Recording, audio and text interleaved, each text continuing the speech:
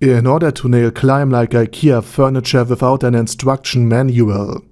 And with that said, I say thank you very much for watching, and special thanks to just kidding. Hello and welcome to another Overlord lore video, and today we are going to take a closer look at why Renner had betrayed her kingdom, what her deal is, why she's considered so valuable, and dare I say it, beloved, even by the normally outsider-hating Demiurge and Albedo, and why Ainz Ooal fears the blonde dog owner. But before we're going to take a look at any of this, let me sincerely thank my Patreons for supporting this channel, as well as all users of the YouTube thanks function for making one-time donations. Also please check out my fantasy channel, it's linked down in the description. Now with all of that said, let's dive into why Renner liked climb in the first place. For a royal princess should not have access to such a nobody, much less take him into the royal palace and make him her personal bodyguard. But Renner was always a troubled child. She was far too intelligent and had failed to build any meaningful relationship with others around her, since nobody could keep up with her smarts. And she also, due to mental distress, developed anorexia and was extremely unwell, and many worried that Renner would die, until she left her coach and thereby fled from her handlers and ran into the slums of her city, which was also not a safe traveling choice by any stretch of the imagination. But there, she found a young boy, half frozen to death. And Climb, prior to being rescued by Renner, tried to warm himself up and find a warm place to shelter from the snowstorm. But he was beaten up by some drunk townspeople, and basically came to the back alley to freeze to death. And in his last conscious moments, he saw from his own perspective an angel, a celestial being of beauty, blessed with a warm smile, and to a commoner, especially since Climb was just a boy back then, without any education whatsoever, and on the verge of dying from the cold at death. All of this seemed plausible. And so Climb flashed the cutest, most kind smile and gazed upon the astonished Renner with big, admiring puppy-like eyes, something that moved something inside Renner. Likely into a very wrong direction, but nonetheless, Renner was moved by Climb. Now they don't have an equal relationship. Climb is still largely uneducated, while Renner is able to keep up with Demiurge and Albedo. So to Renner, this relationship with Climb is more like that of a lonely woman with a faithful, admiring dog. Oh no. And since she really, and I mean really, wanted Climb to be by her side, Climb became her bodyguard. Now he, as Ainz Ooal remarked, had no talent of any kind. He was just a spare human, an extra in the background, without anything special about him whatsoever. But he still made the most out of everything he had.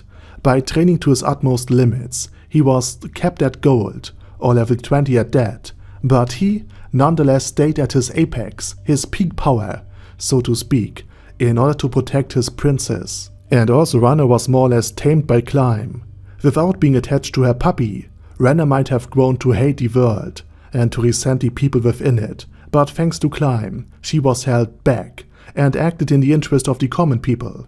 The Golden Princess, as she came to be known, abolished slavery, built roads and infrastructure, had taken care of the orphans, in more than one way, and was therefore beloved by her people.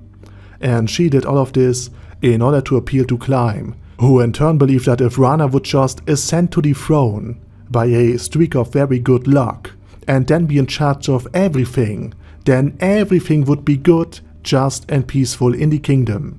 And in Renner's case this would be actually pretty realistic. While normally power corrupts, and absolute power corrupts absolutely, Renner would merely see the kingdom as her tool in order to appeal to Climb's sense of justice, his simplistic moral code.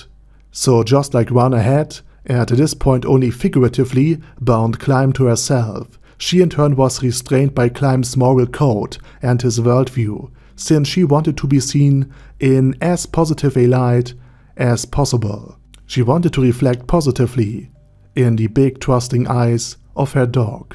So if Renner could actually ascend to the throne, she would surely be able to steer the kingdom into the right direction, to make use of its safe position, its vast rich fertile land, its mineral riches, and its vast population to usher in a new age of peace and prosperity. And she would also be able to handle the Sorcerer King, either by submitting to him just like Jerknov had, or by aiding the Sorcerer Kingdom, like she is now doing.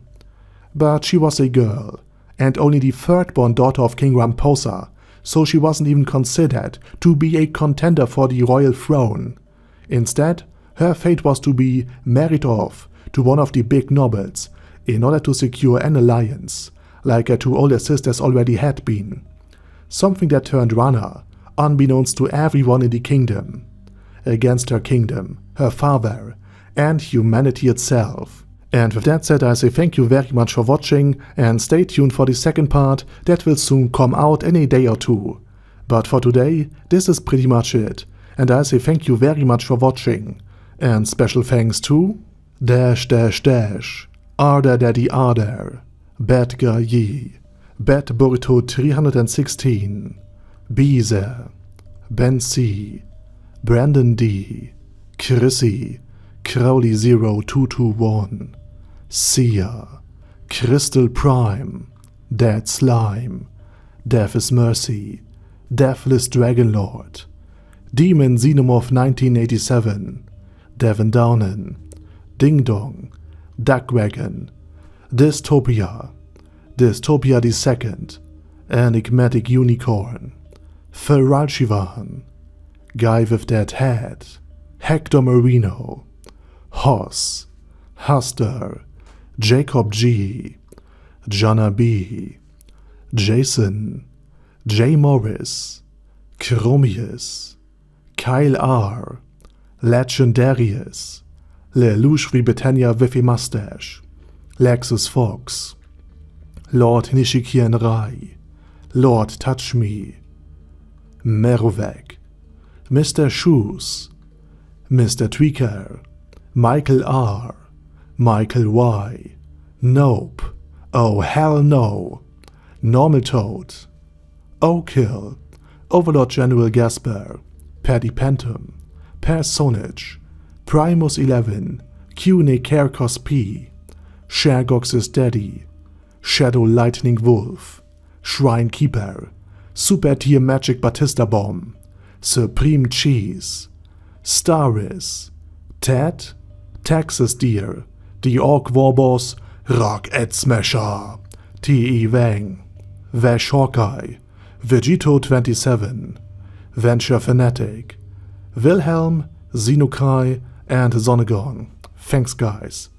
Anyway, have a nice day, and I hope to see you all again soon under my next video.